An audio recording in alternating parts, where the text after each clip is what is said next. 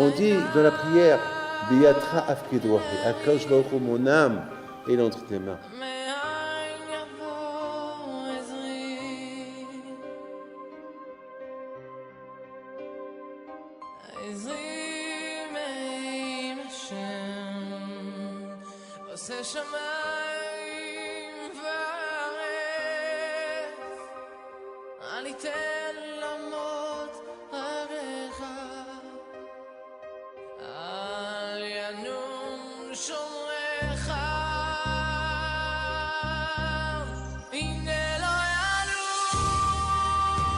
B'Shut Morav Rabotai, avec la permission d'Hachem,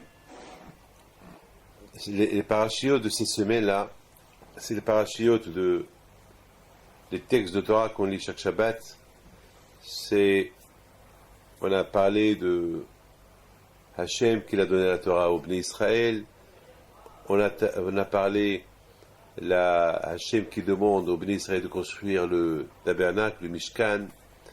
Hachem, nous avons parlé que Hachem a parlé au Bnei Israël de faire aussi des vêtements pour les Kohanim qui travaillent dans le temple. Le temple, c'était vraiment la maison d'Hachem. Ce qu'il y avait dans le temple, on n'avait pas le droit de l'avoir chez soi. C'est spécial.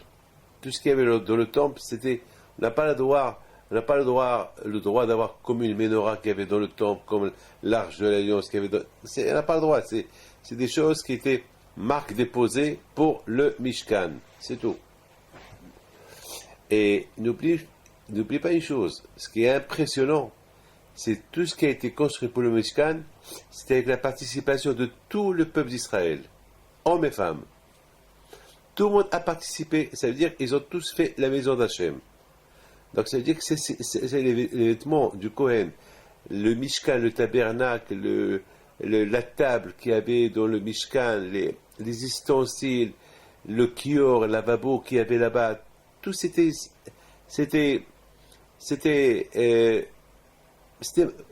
dirais-je, c'était une marque déposée d'Hachem.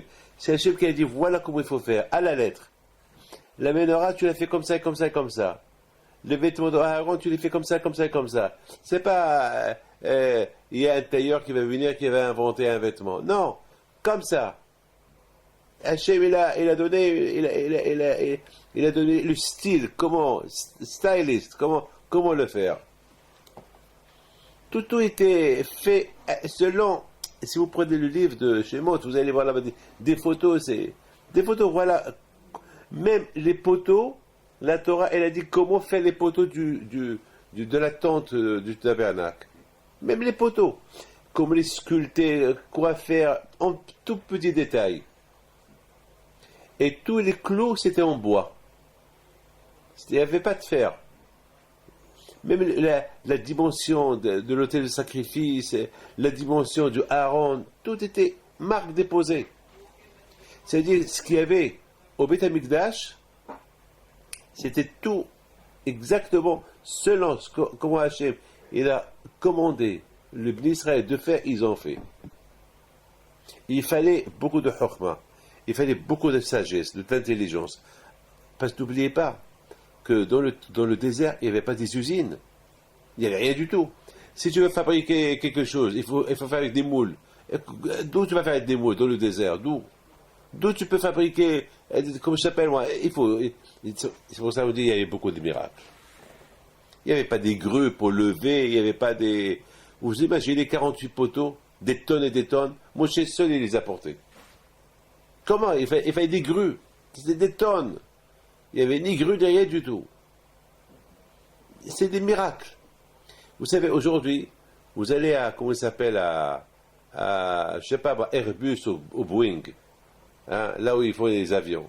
Vous savez, pour chaque pièce détachée qu'il y a dans un avion, il y a des usines. Une usine pour cette pièce, une usine pour cette pièce, une usine pour cette pièce. Pour fabriquer des pièces, il faut des usines. Et là, alors, un temple, qu'il était avec des dessins. Vous savez, regardez, si vous prenez le livre de Torah, vous allez voir des dessins, comment il faut des architectes, il faut des savants. Et il n'y avait ni usine, ni rien du tout. Donc il fallait des gens très intelligents que de rien, ils ont fait quelque chose. et il fallait aussi l'aide d'Hachem. Beaucoup d'aide d'Hachem, beaucoup de miracles. Donc c'est la raison pourquoi, au moment, c'est pour ça c'est la raison pourquoi on voit que dans le Beth Amikdash, il y a aussi une chose extraordinaire, qu'on n'avait pas, que ce qui se passe dans le Beth Amikdash, il ne peut pas se passer ailleurs, que dans le Beth Amikdash. Par exemple quoi? Par exemple, cuire le pain le Shabbat. C'est interdit. Allumer le Shabbat, c'est interdit. Allumer le feu le pain Shabbat, c'est interdit. Préparer de la kétoret. C'est ce que voit la kétoret? C'est l'encens. C'est la kétoret. C'est pour sentir bon dans le Beth Amikdash. C'est interdit de la faire. C'est interdit de faire le bechor, de l'encens chez toi à la maison Shabbat. C'est péché. C'est péché d'égorger Shabbat. Mais au Beth Amikdash, tout était permis. Au Beth Amikdash, ils ont fait cuire le pain le Shabbat. Ils allument le Shabbat. Ils font la menorah le Shabbat. Et ils égorgent les animaux le Shabbat. Et même à Kippour. Le Kippour qui est le jour de Saint des Saints, même le Kippour, il faisait tout le Shabbat. Et même si Kippour, il tombait le Shabbat, il faisait... C'est-à-dire que Hachem, il dit, tout ce qui concerne le Beth Amikdash, c'est permis. Mais chez vous, c'est interdit. Pour moi, c'est permis, pour vous, c'est interdit. Et pourquoi? Il n'y a pas de question. C'est comme ça. Parce que les mitzvot, les interdictions, ils sont, ce qu'Hachem nous a interdit, c'est uniquement interdit pour nous. Mais si c'est la même chose, on doit les faire pour Dieu, c'est pas interdit. Et pourquoi? Il n'y a pas de question à poser, c'est comme ça. Il faut accepter les choses telles qu'elles sont. Comme par exemple, cette semaine, j'ai expliqué, j'ai dit, les chérubins qui avaient sur l'arche. Ces chérubins, c'était comme deux personnes, deux petits bébés, qui avaient le visage d'un bébé, et qui avaient des ailes, et l'un, il regardait l'autre. Alors, le Baal Toim, il dit que c'est le symbole de deux personnes qui étudient la Torah. C'est comme deux personnes qui se regardent, qui étudient la Torah avec amour. Il y a ceux qui expliquent que ces deux bébés-là qui se voient face à face, eh ben c'est le symbole, c'est comme ça Hachem nous regarde face à face, avec amour. Mais quand? Lorsqu'il y a la Torah. Alors moi je me suis posé une question, mais deux chérubins, c'est comme deux statues. On n'a pas le droit d'avoir des statues dans le Beth Amikdash. De le temple, surtout à l'endroit où il y a le Saint des Saints. Eh bien justement, tu n'as pas à te poser de questions. C'est interdit d'avoir des statues chez toi, mais Hachem, si Hachem t'a ordonné de faire ça, et parce que ça, ces chérubins, ça représente telle et telle chose, il faut... Ne te pose pas de questions. Maintenant, on comprend très bien, tous ces parachutes-là, ces parachutes-là qui nous donnent beaucoup des choses à comprendre. Maintenant, il y a une chose qu'on va essayer de comprendre. Moshe Rabbeinu, à la version de la paracha Vayekel, Moshe Rabbeinu, il réunit tous les bénis Israël. Écoutez bien, hein. Il réunit tous les bénis Israël, il leur dit quoi? Il leur dit, Vayekel, il les réunit pour leur donner des directives, comment, ce qu'il doit apporter pour la construction du Mishkan, du tabernacle. Or, qu'est-ce qu'il leur dit? Il leur dit qu'il faut respecter Shabbat. Voilà ce que je vais dit de vous dire. Travailler 6 jours, et le 7e jour, c'est péché de travailler. Alors, et après, Moshe Rabbeinu, il commence à leur parler des donations qu'ils doivent apporter pour la construction de Beth Amikdash. Maintenant, la question se pose. Attends, le but de ce Vayakel, le but de cette réunion, c'était quoi? Le but de cette réunion, c'était pour les réunir, pour ramasser de l'argent, pour donner des donations, pour construire le Beth Amikdash. Alors lui, il leur parle du respect du Shabbat. Alors, nos sages, ils veulent dire une chose extraordinaire. Nos sages, ils veulent dire que Moshe Rabbeinu, il a voulu montrer au béni Israël l'importance du respect du Shabbat. Que même que Hachem, il a besoin du temple, et qu'a priori, puisqu'il a besoin du temple, alors il faut en faire vite pour le construire, parce que le temple, le Mishkan, c'est la maison de Dieu. Et cette maison de Dieu-là, c'est là où Hachem va résider.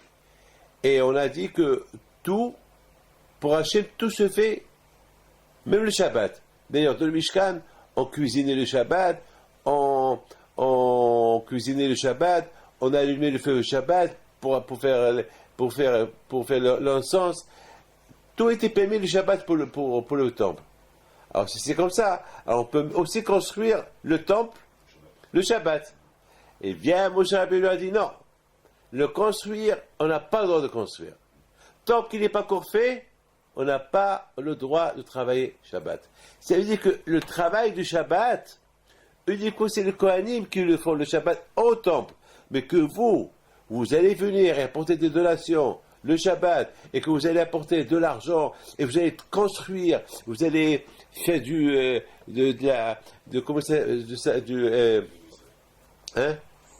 le couper le bois et faire la menuiserie pour construire le temple, non. Le Mishkan est non de Shabbat. Déjà, il Moshe il réunit tout le monde. Et Moshe Rabbeinu maintenant, il va nous donner des directives, parce que comment Hachem va résider en nous. Alors quoi, qu'est-ce qu'il va nous dire? Il va nous dire qu'est-ce qu'on va apporter, qu'est-ce qu'on doit construire pour le Mishkan. Et qu'est-ce que Moshe Rabbeinu parle? Il parle du Shabbat.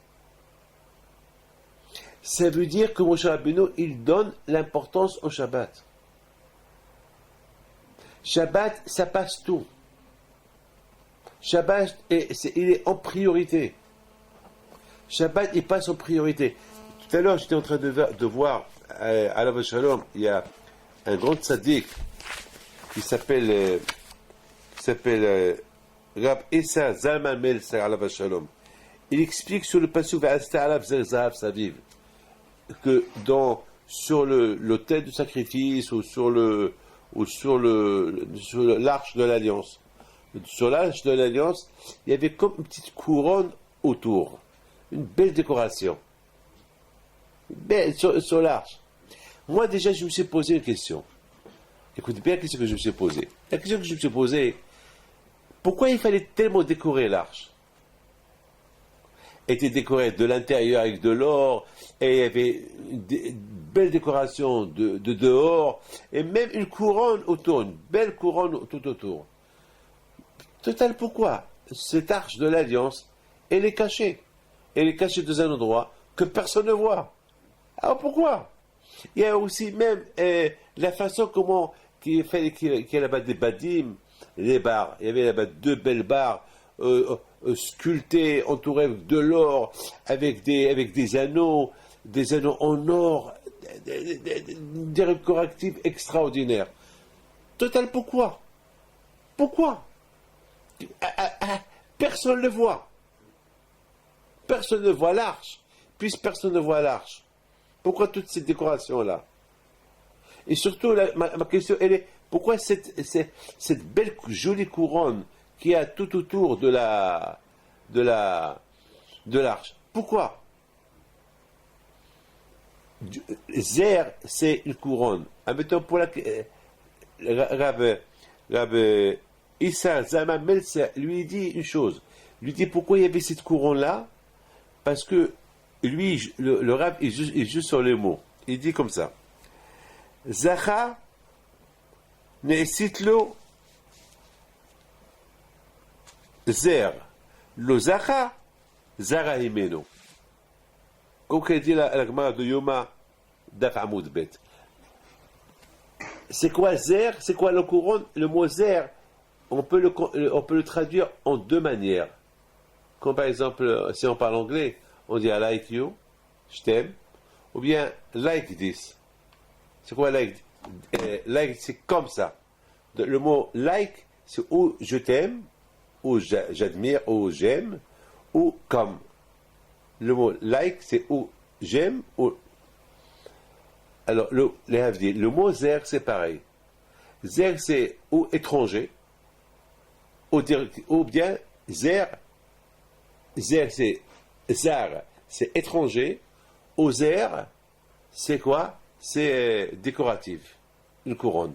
Ça veut dire que si toi, Hachem il dit, Hachem il veut qu'on met une couronne autour de l'arche. Ça veut dire que si tu étudies la Torah et tu aimes la Torah, la Torah elle va devenir comme une couronne pour toi.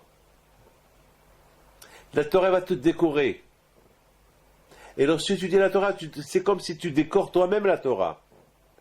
Mais si tu t'éloignes de la Torah et tu t'en fous de la Torah, elle va devenir étrangère pour toi. Tout dépend de toi. Lorsque tu étudies la Torah, tu donnes l'importance. Qu'est-ce que les gens vont dire? Dis-moi. Les gens vont dire, Léo Ploné, regardez tel et tel, il étudie la Torah. Comment il est bien, il est super.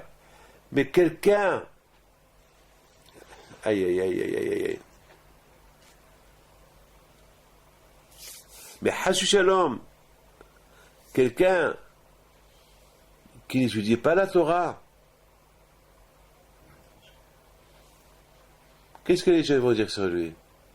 C'est ça le petit-fils de tel et tel. Hein? C'est ça la Torah que son père a étudié. C'est ça la Torah que son grand-père a étudié. C'est un homme qui étudiait la Torah. Cet homme-là, les gens veulent lui donner des éloges. Aïe, aïe, aïe, quel super. Mais il est arrivé grâce à la Torah. Donc, les gens vont donner la couronne à la Torah. Comme lorsqu'on parle de Rabbi Haïm Pito alav shalom. Ah, Rabbi Haïm Pito alav shalom. Pourquoi on donne des éloges à Rabbi Haïm Pito? Parce qu'il a étudié la Torah. Lorsque moi, David Pito, je fais des choses bien. Alors, on donne des éloges à mon grand-père. Mais si moi, David Pito, je fais des choses pas bien, qu'est-ce qu'ils vont dire les gens? Hein? Le pauvre son grand-père, il doit souffrir dans l'autre monde.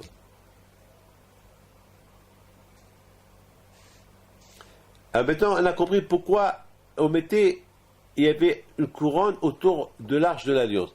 Mais moi, ma question, elle est encore grande. Ma question, elle se pose.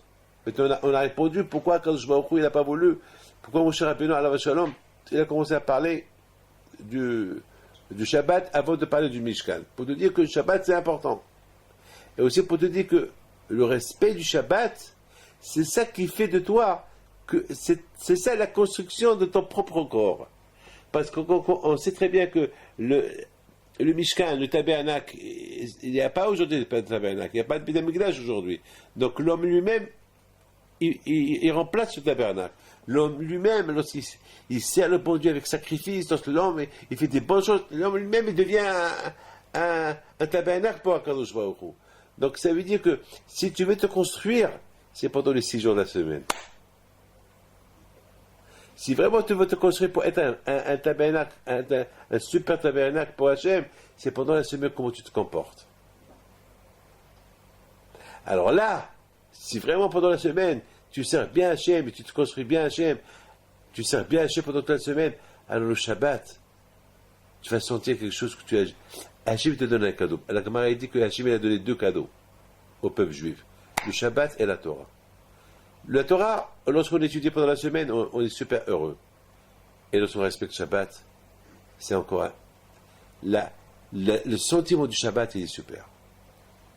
Donc, maintenant on comprend très bien, c'est ça la réponse que j'ai donnée, maintenant on comprend très bien pourquoi Kadosh Baruch Hu, il a voulu que Moshe Rabbeinu alav shalom, lorsqu'il a réuni les bénis Israël, au lieu qu'il leur parle de la construction du temple, il leur parle du Shabbat. Parce qu'il dit, le temple, c'est une construction. Mais le temple, c'est pas toujours qui y a le temple. Le temple, c'est spécial le temple. Tous les travaux du temple, c'est pour Hachem. Mais vous, à côté, vous êtes un autre temple.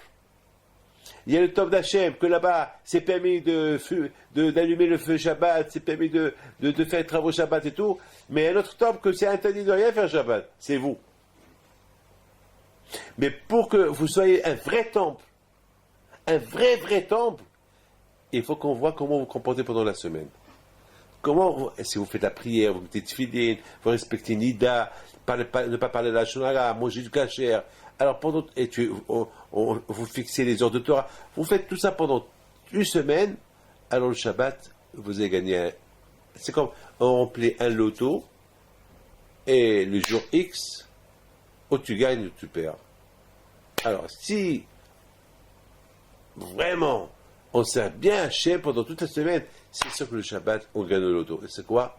Le Shabbat, tu es un autre homme. Tu sens le plaisir du Shabbat. Tu sens le cadeau du Shabbat. On dit dans la prière Shabbat, Ismach Moshe, Bematelat Helko, Ke'eved Ne'eman Karatalo. Moshe Rabbeinu, la joie qu'il avait, Moshe Rabbeinu, alav shalom, c'est parce qu'il était, Hachem lui a dit, tu es mon serviteur. Alors pourquoi on dit ça que le Shabbat? Pourquoi on ne dit pas Ismach Moshe pendant la semaine? Pourquoi on dit Ismach Moshe que le Shabbat? Parce que le vrai serviteur d'Hachem, c'est celui qui respecte Shabbat. Celui qui respecte Hachem toute la semaine, et le Shabbat, il le respecte encore. Il ne fait pas le Shabbat ce qu'il fait pendant toute la semaine. Pourquoi penser comme ça? Parce que entre vous et moi, qu'est-ce que Hachem c'est le regarde si je travaille même le Shabbat? Pourquoi? Parce que Hachem il a créé le monde. C'est quoi le Shabbat? Shabbat du verbe shevet. Shevet, ça veut dire il faut se retenir. Pourquoi? Parce que Hachem il a créé le monde en 6 jours et se reposer Shabbat. D'accord. Je vais travailler moi aussi toute la semaine en servant le bon Dieu. Et le Shabbat, je m'en repose, je fais une petite sieste. Ou je fais le repas de Shabbat. Voilà. Pour rappeler que Hachem s'est reposé Shabbat. Voilà, point final. Et ça continue. Et la vie continue. Pourquoi le bon Dieu m'interdit ça? Pourquoi le bon Dieu veut que je fais? Il veut que je fais respecte Shabbat 24 heures. Respect vraiment de la veille jusqu'à la suite du Shabbat. Pourquoi? Pour se rappeler que lui, il a créé le monde en 6 jours et s'est reposé Shabbat. Je peux faire pareil. Et je travaille toute la semaine. Et le Shabbat, je fais un repas de Shabbat. Je me détends un peu le Shabbat. Et je peux prendre la voiture. Je peux aller un peu à la piscine. Je peux un peu fumer une petite cigarette. Je sais pas moi, je suis pas fumeur, mais un cigare, je sais pas moi. Je fais un peu de shopping. Où est le problème? Il n'y a pas de problème. Pourquoi le bon Dieu dit non, il faut... Ben justement, Hachem, il veut que tu ne te poses pas cette question. Hachem, il veut que tu respectes Shabbat. Tu respectes Shabbat. Pourquoi? Parce que Hachem, il veut que tout le Shabbat, toute la journée du Shabbat, il veut que tu sois concentré uniquement dans le repos. Le repos, la prière, l'étude de la Torah. Pourquoi? C'est Hachem qui veut. Il n'y a pas de question. Comme cette femme-là qui va au mikvé. Pourquoi? Eh bien, il n'y a pas de raison pourquoi. Hachem, il veut. Le cochon, il est super bon, le cochon. Alors pourquoi c'est interdit? Ben, Hachem, il veut qu'on le mange pas. Vous savez que le journal cette semaine, ce que j'ai lu, ils sont en train déjà de penser, dans 20 ans ou 30 ans, il n'y aura pas assez de viande pour le monde entier. Il y aura quelques milliards de personnes. Il n'y a pas assez. Alors, de mettre déjà, ils commencent déjà à prévoir, à préparer qu'est-ce qu'on va manger. Alors, déjà, il faut déjà comment ça s'appelle, des essais en Asie de manger les sauterelles, les grillons, les vers de terre, les vers de farine, des cafards, les araignées, déjà dans beaucoup des... Ouais, déjà, ils commencent déjà ils les font griller, ça va qu'il paraît que c'est bon. Pareil. Mais Hachem nous interdit tout ça, Hachem. Hachem, il a créé un monde. Il a prévu pour le monde ce qu'ils ont besoin. Hachem, c'est le propriétaire. C'est pas à nous de prévoir que je vais manger. Alors, ça veut dire que s'il n'y a pas de viande, moi je vais manger les grillons. Moi je vais manger les araignées. Moi, ils me font peur, les araignées. Mais même mort, je ne peux pas les voir. Moi, je vais manger les cafards, moi. Moi, je vais manger les vers. Je me rappelle une fois, les choux de Bruxelles. Et je ne les mange pas. Pourquoi? Alors, je me suis marié, ma femme elle me fait les choux de Bruxelles. C'était la première fois dans ma vie que j'ai vu les choux de Bruxelles. Je dis, c'est quoi ça? Elle me dit, c'est bon, on les fait à la maison, c'est bon. Pour la première fois dans ma vie que je les mange. Et c'était bon. Alors j'ai dit à Viviane, tu sais, ils sont très bons, il faut les faire de temps en temps. Alors, une fois par semaine, elle les faisait. Et un jour, j'étais en train de couper et je trouvais à l'intérieur un verre. Depuis, je les mange plus. Je les mange plus. Je vois les choux de Bruxelles, toujours ce souvenir-là, il vient de ma tête. Une fois, j'étais dans un hôtel en Israël. Et depuis aussi, je ne mange plus la friture que je ne vois pas. Sauf la friture que ma femme, elle fait. Aussi, je sais des gens qui sont propres. J'étais dans un hôtel. J'étais en train, ils ont fait une friture comme ça, je sais pas quoi. C'est un mac rempli avec du foie, etc. Je coupe, je mets dans ma bouche. J'ai senti qu'il y avait dans ma bouche quelque chose qui est craquant. J'enlève, c'était un cafard. Ah, moi qui ai peur des cafards, un cafard. J'ai pas mangé. Et pendant 2-3 jours, je vomissais. J'avais pas moi. Hachem, il sait. Hachem nous a permis certaines choses. Il nous a interdit certaines choses. C'est pas maintenant que toi, tu vas venir et me dire, un jour, il y aura plus de viande. Hachem, il sait, il a prié, il faut prier à Hachem. Bien sûr, si on ne prie pas à Hachem, même, il peut y avoir demain la sécheresse, même les cafards, il n'y aura pas. Même, vous savez qu'à l'époque, lorsque les Romains et les Babylone, ils ont encerclé Jérusalem pour détruire Jérusalem, ils ont assiégé quelques mois, quelques années peut-être. Il n'y avait rien à manger, ils mangeaient même des cafards. Même les souris, ils mangeaient des souris, ils mangeaient n'importe quoi. Si Hachem, il veut, jusqu'à qu'ils n'avaient plus rien à manger. Si Hachem, il veut nous assiéger, il empêche la pluie de tomber. Il y aura rien. Alors, même les animaux vont manger, parce que les animaux, s'ils mangent, avec quoi ils vivent avec quelque chose. Alors maintenant, il y a un problème. Maintenant, ils pensent, attends, fais Teshuvah, prie à Kadosh Baruch Hu, tu auras tout ce que tu veux. C'est pas que tu manges les cafards, les sauterelles et les souris. Tu n'as pas besoin. Tout dépend de toi. Donc, un bouteille Hachem. Si Hachem il a dit Shabbat, il faut respecter Shabbat, c'est parce qu'Hachem il veut que tu respectes Shabbat. Hachem il veut que tu sois connecté à lui Shabbat. Et comment je vais vivre? Ah, voilà le Shabbat. Comment je vais vivre? Tout le monde travaille Shabbat, tout le monde gagne de l'argent Shabbat. Et moi je vais perdre d'argent. Tous les magasins, il faut un argent fou. Oui. Parce que si vraiment tu as la foi en Dieu, tu n'as pas besoin de travailler Shabbat. Il te l'a interdit. Si tu crois en Dieu, alors travaille en semaine, Shabbat, tu ne travailles pas. Et comment je vais vivre? Hachem, il va te donner. On travaille au Shabbat et tu gagnes l'argent au Shabbat. Tu crois que c'est Hachem qui te les a donnés? Non, tu te les fais toi-même. L'argent qu'on fait nous-mêmes, qui n'est pas donné de Dieu, elle n'a pas de bracha. On les perd. Il y a un qui a perdu cette semaine quelques dizaines de millions d'euros. Cette semaine, vraiment. Et je lui ai dit, tu me permets que je lui dise quelque chose? Il me dit oui. Si tu as vu, tout ce que tu as gagné dans tes affaires le Shabbat, voilà, tu les as perdus. Il m'a regardé et m'a dit, c'est vrai. Il a un seul magasin qui lui reste, celui qui n'est pas ouvert Shabbat. C'est parce qu'il a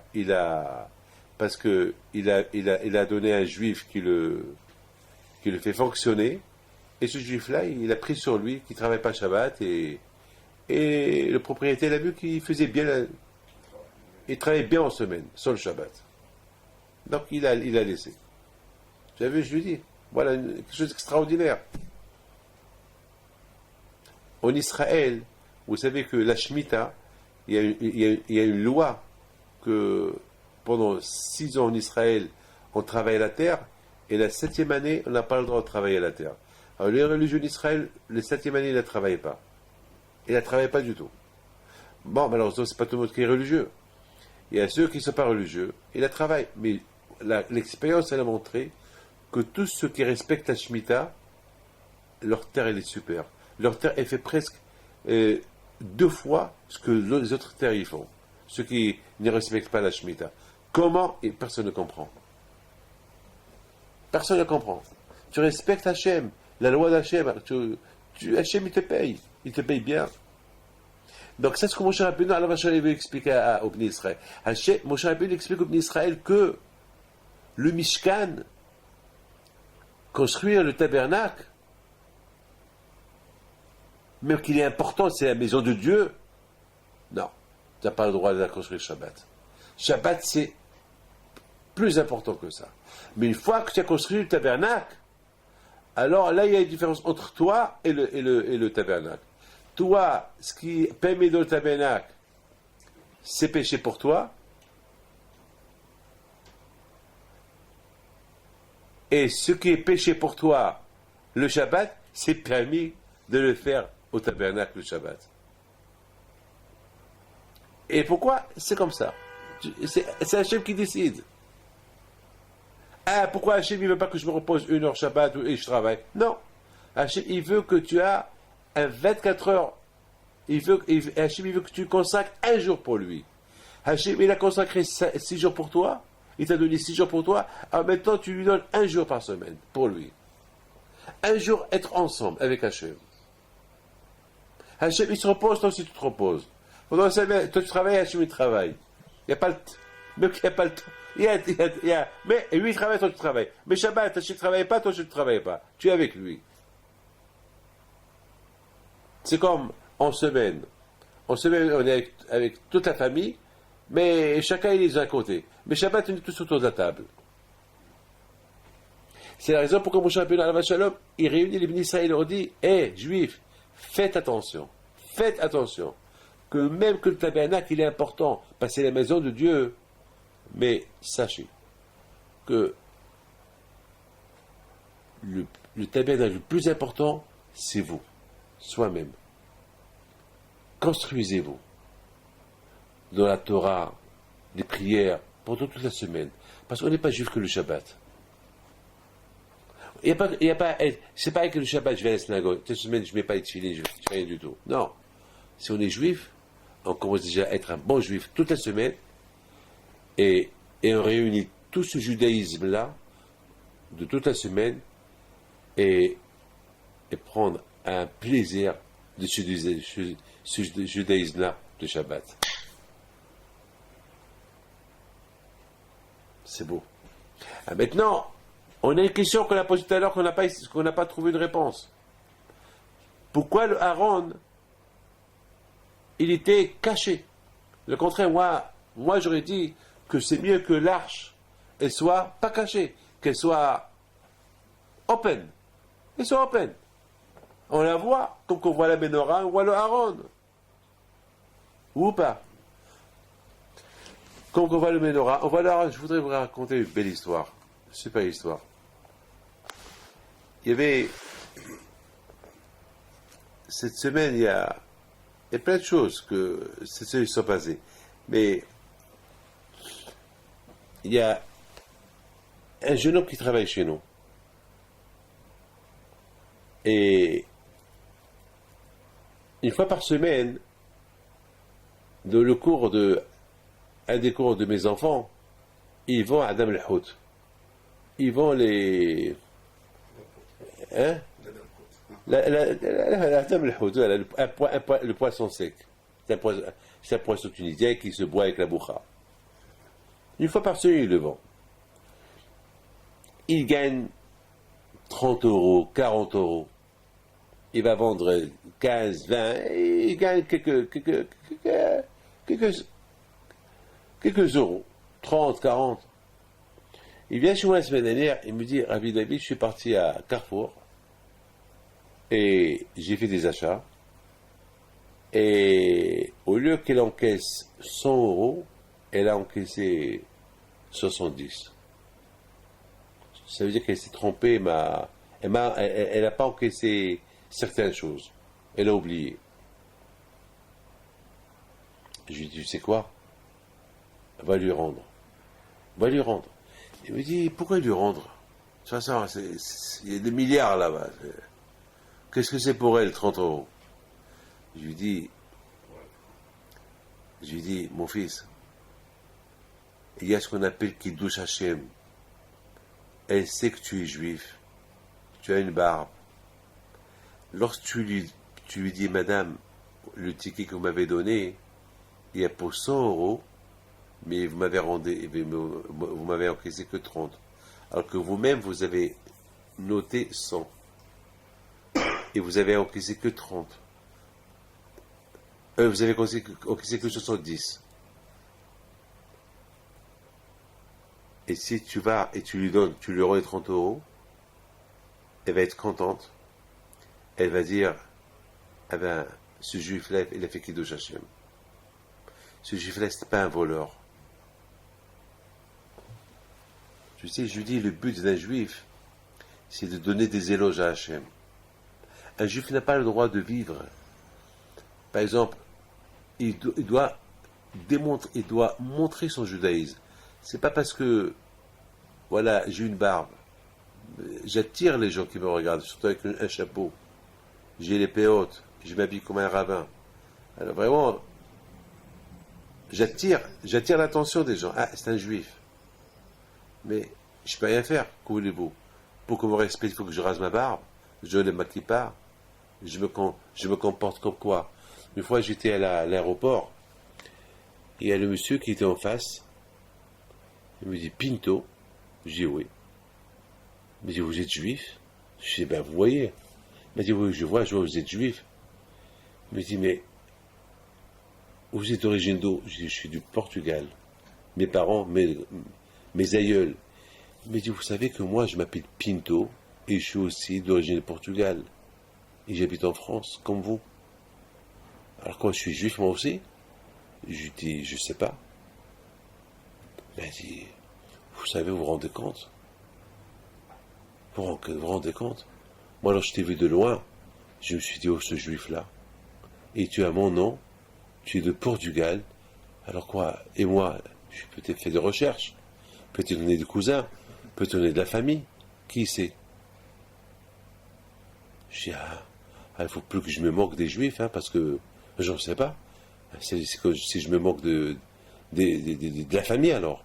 Je dis, ça, c'est à vous de voir. Et combien de fois, il y a eu des gens qui... Il y a eu une fois, quelqu'un qui... Un peintre. Je passais dans la rue, c'était à Lyon. Et ce peintre-là, il a craché comme ça. Il était en train de faire la peinture dehors de la maison, et je passais, il a craché. Vraiment, il a craché. Vraiment, c'est tombé presque sur moi. Il n'a même pas dit pardon. Il a continué comme comme rien ne s'était passé. Un an plus tard, je rentre à la maison, on avait des travaux à faire, et je le vois à la maison chez moi. Il me voit, était choqué. Je le vois, je n'étais pas choqué, mais je l'ai reconnu. J'ai fait un café, j'étais bien avec lui. J'ai apporté un sandwich. Et une fois qu'il a terminé ses travaux, lui et son équipe, avant de partir, il me dit, je vous demande pardon. Je sais que vous m'avez reconnu. Je ne savais pas que vous êtes comme ça. Vous savez, je croyais, on nous a raconté que vous, les juifs, vraiment.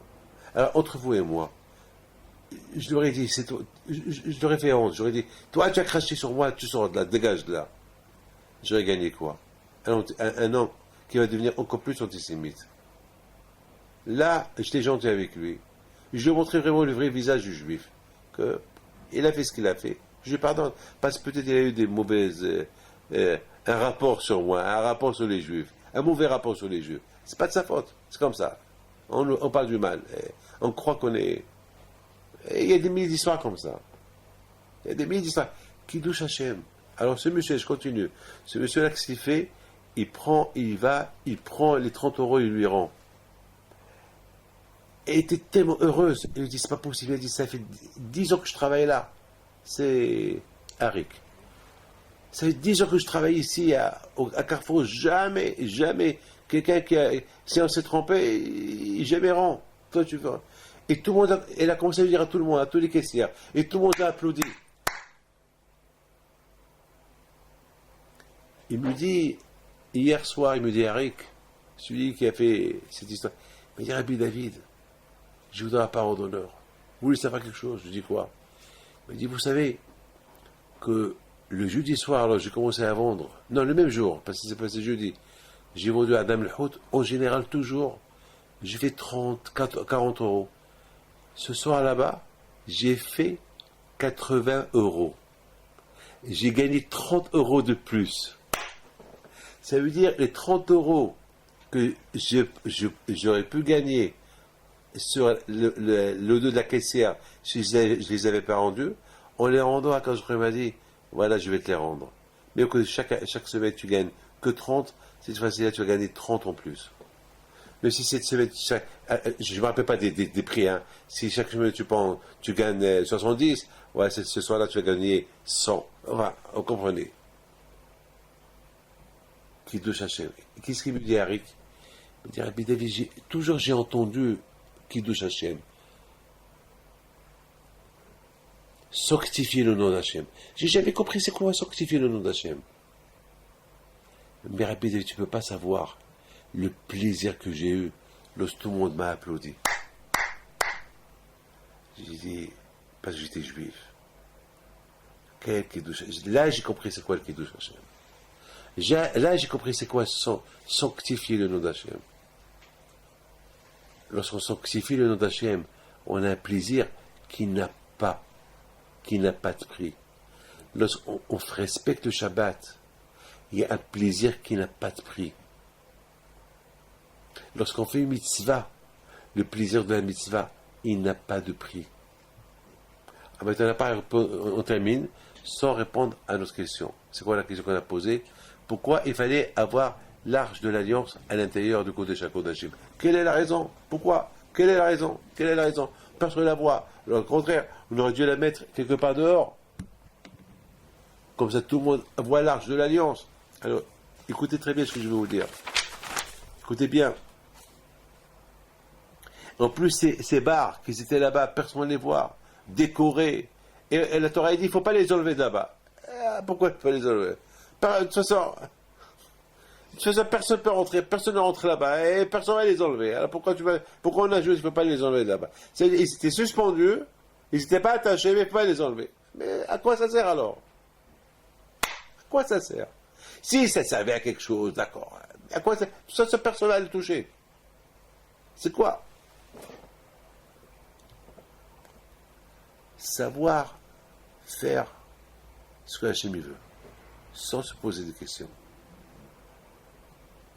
Vous savez, nos sages disent que les Juifs qui venaient au temple, 3 fois de l'année,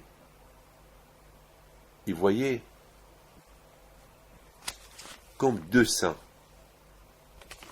Parce que l'arche, elle était invisible, mais il y avait entre l'arche et la menorah, il y avait un rideau. Et dans ce rideau-là, on voyait comme deux, parce que l'arche était collée au rideau, et les barres de l'arche, les barres quand on prenait l'arche à l'époque, ils touchaient le rideau. Donc ça formait comme un signe de... Comment tu appelles ça? Hein? Deux pointes qui sortaient. Deux pointes qui... sur le tissu. 2 pointes comme 2 seins. Comme ça. Qui veut dire quoi?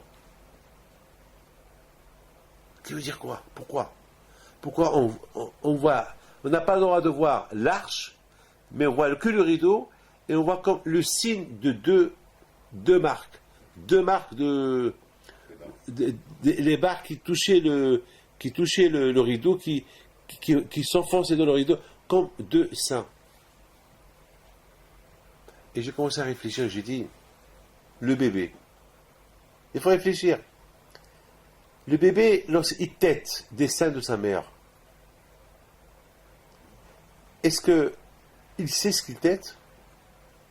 Pour lui, il tète de la nourriture. Dans cette nourriture, il a tous les goûts du monde. C'est une fois qu'il grandit, qu'il commence à faire une différence des goûts. La viande, le lait, le poisson, les légumes, les fruits, chewing-gum, les bonbons, le chocolat. Mais le bébé, lorsqu'il est bébé, dans ce qu'il mange, il pleure, il crie, maman, je veux manger. Et lorsqu'il lui donne à téter, eh ben, il se calme. Il demande un menu à sa mère, je veux ça ou je veux ça. Tous les goûts du manger, il trouve dans le lait de sa mère. Et il trouve dans le lait de sa mère. Il est heureux, il est content. La vie. Hachem, il veut que tu saches que la Torah, c'est ta vie. Dans la Torah, il y a tous les goûts.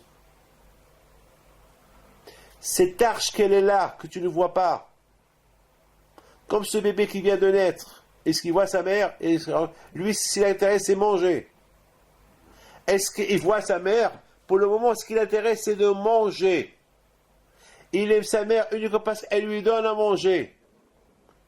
C'est pas qu'il aime sa mère, l'amour, il aime sa mère parce que c'est sa mère, non, parce qu'elle lui donne à manger, parce que sa mère, c'est une fabrique. Mais au fur et à mesure qu'il grandit, il comprend que sa mère, c'est pas une fabrique. C'est sa mère qui s'est occupée de lui, elle l'a mis au monde, elle l'a soigné, il a changé les couches, elle était gentille avec lui. C'est là qu'il a dit, ah, c'est parce qu'il y a un chanteur marocain qui chante, Amri, Amri, man, Jacques, jamais je t'oublierai maman. Mais quand est-ce, jamais je t'oublierai maman, une fois qu'on a compris qu'est-ce que maman elle a fait pour nous. Tant qu'on n'a pas compris qu'est-ce que maman elle a fait pour nous, on croit que c'est une fabrique. Écoute bien, Hachem il a voulu que l'homme, lorsqu'il va au Beth Amikdash, il voit ces marques de 2 barres qui portaient le Aaron, qui font comme une marque de le rideau, qui te rappelle quoi? Qui te rappelle la vie que le bébé il a des seins de sa mère. T'as compris? Super, hein? Ah, et te rappelle, et c'est de là, l'enseignement de cette. C'est pour cela, le bébé il voit pas sa mère. Tout ce il veut téter, c'est tout. Il veut manger.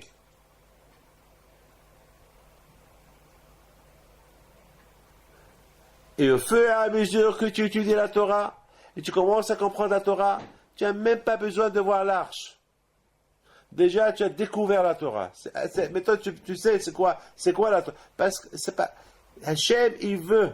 Parce que c'est pour ça, il faut que chaque matin, on se lève comme si je viens de naître. Comme je viens de naître. Il faut que je découvre quelque chose aujourd'hui. Je vais découvrir la Torah. Pour découvrir la Torah, il faut la tester. Il faut que tu vois dans la Torah ta source de la vie. Une fois que tu as, comme ce bébé-là, il voit dans les seins de sa mère la source de sa vie, il y voit dans les seins. Et dans les seins de sa mère, il a tous les goûts du monde entier. Et après, il découvre sa mère. Toi aussi, tu veux découvrir la Torah. Avant de découvrir la Torah, commence déjà à téter, commence déjà à comprendre, commence déjà à l'aimer, va l'étudier. C'est ça le secret. Aaron, qui était caché sous les rideaux, il n'y avait que les barres. Et ce qui est le plus impressionnant et la chose qui est la plus belle, c'est que ce Aaron qui était merveilleux, qui était tellement beau, caché, qui veut dire, eh ben, la Torah, elle est super belle, super. Elle est cachée parce que tu ne l'étudies pas. Étudie-la et tu vas la découvrir. Découvre le Aaron. Découvre comment en étudiant. C'est-à-dire que le Aaron, l'arche, c'est un mystère. L'arche, il reste toujours un mystère. Parce que l'arche, il veut t'apprendre quelque chose. Cette arche cachée, derrière un rideau, il veut t'apprendre des choses. Tant que tu n'as pas compris la Torah, elle est cachée pour toi. Découvre-la, tu n'as même pas besoin de l'arche, toi-même tu deviens l'arche. Toi-même tu deviens l'arche. Toi-même tu vas devenir des barres à porter cette arche.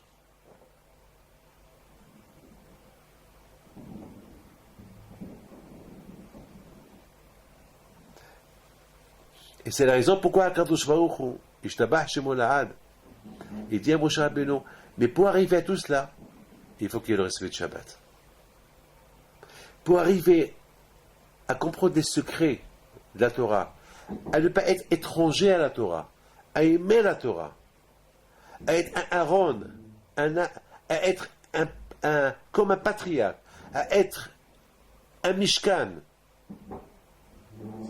il faut le respect de Shabbat. Il faut être un associé de Dieu. Deux associés, ils sont 50-50, égalité. Chacun prend de l'autre. Parce que ils sont égaux. Mais chacun note ce qu'il a pris. Hachem, il dit, je vous ai créé. Vous me donnez quoi? Voilà, je vous ai donné ça et ça et ça. C'est quoi votre investissement? Voilà, alors quoi? Tu veux rentrer dans mon affaire? Voilà, je t'ai apporté de mon affaire, je t'ai apporté de mon monde. Mon monde, c'est mon affaire. Et toi, voilà, toi, tu es à l'étranger. Tu viens de naître. Tu rentres dans cette affaire mondiale. Qu'est-ce que tu apportes? Quelqu'un qui rentre, quelqu'un qui va être associé dans une affaire, il faut qu'il apporte quelque chose. Ou l'argent, ou le savoir-faire, ou il faut qu'il ne va pas rentrer gratuitement. Attends, hé. Qu'est-ce que tu donnes? Attends, je pourrais dire, qu'est-ce que tu me donnes? Tu deviens mon associé? Respecte le Shabbat. En respectant le Shabbat, ça veut dire que tu crois que c'est moi qui ai créé le monde et je me suis reposé le Shabbat. En faisant ça, tu as 50-50. Tu deviens mon shotaf, mon associé.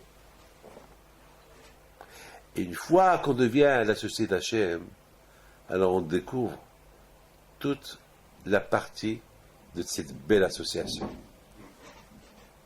Et tant qu'on n'est pas associé avec Hachem, on ne va rien comprendre de la création du monde. C'est pour ça qu'il y a des athées. C'est pour ça qu'il y a des gens qui ne croient pas. Parce qu'il leur manque l'association avec Dieu. Celui qui est associé avec Dieu, il comprend tout de Dieu.